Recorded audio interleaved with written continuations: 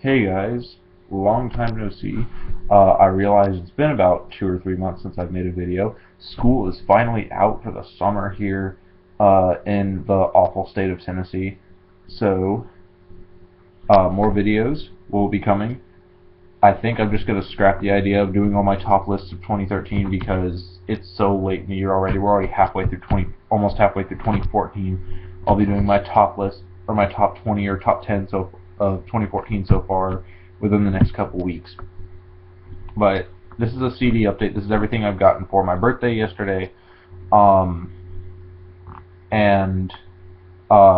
within the few months between the last video I made and now. So, first album, I already know I'm going to get a lot of hate for. Reckless and Relentless by Asking Alexandria. And I know what you're thinking. Oh, you're listening to Asking Alexandria. You're such a faggot. But I actually enjoy Asking Alexandria's first two albums. The newer album kind of, yeah.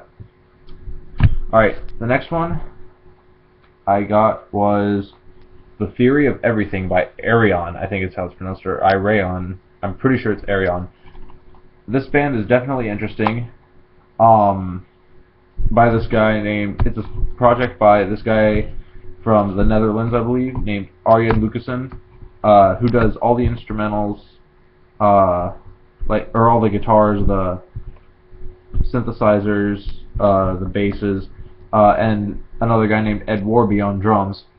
And he has a bunch of other musicians, like keyboardists, someone who plays ukulele and pipes, violins, cellos, orchestrations, flutes, stuff like that, come in and guest on the album.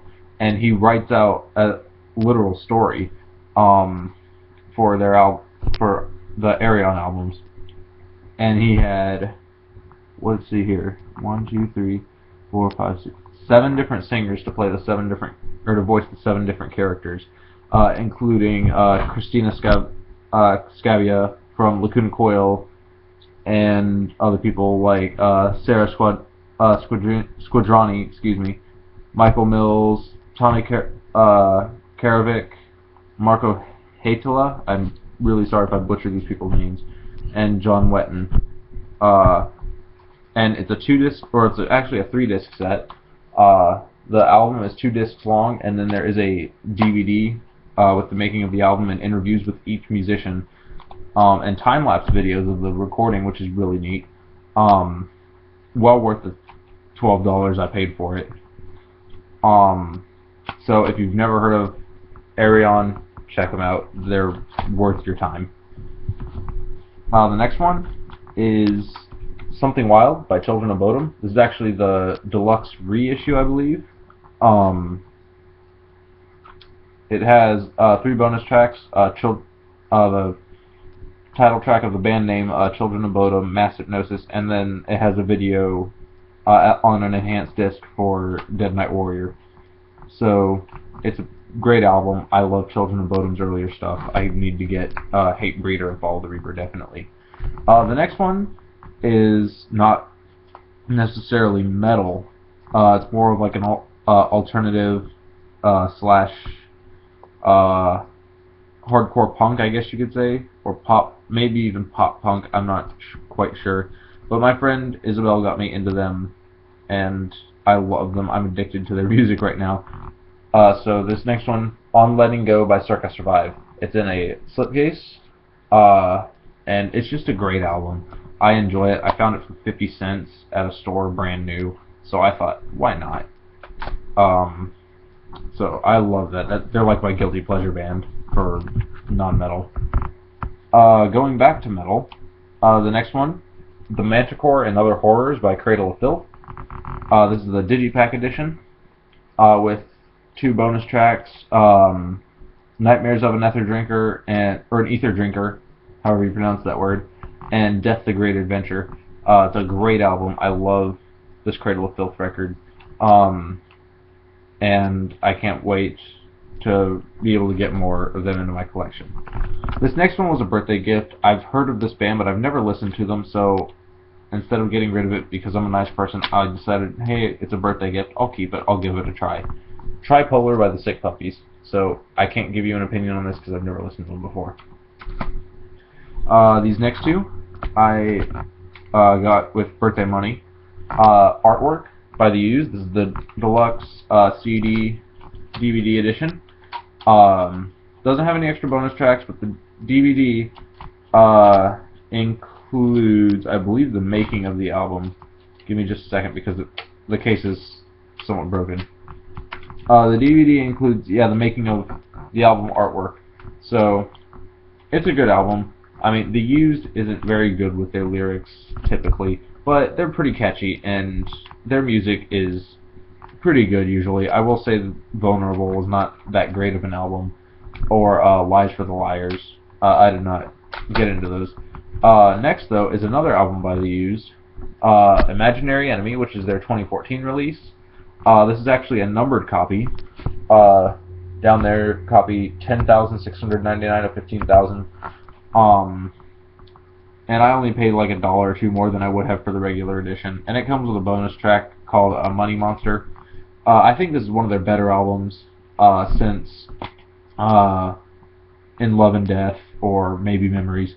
I think this is probably one of their best albums to date, outside of In Love and Death. In Love and Death, I think, will always remain their top album. And the last one is The Unforgiving by Within Temptation. Not the greatest Within Temptation album in the world. I think there are definitely greater albums in their discography. I'm a really big fan of Within Temptation's older stuff, such as like Mother Earth, The Silent Force, and to a lesser extent, The Heart of Everything. And I think Hydro was a pretty good album. Definitely a step up from The Unforgiving, but The Unforgiving is not a bad album either.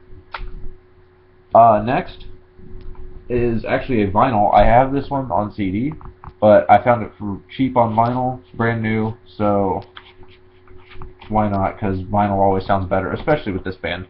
It's the Opiate EP from Tool.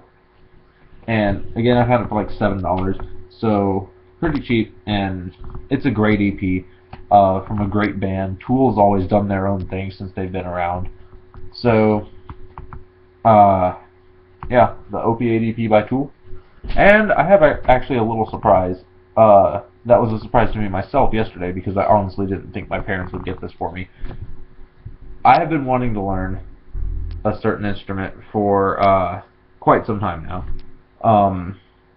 And the time has finally come where I get to learn how to play the bass guitar.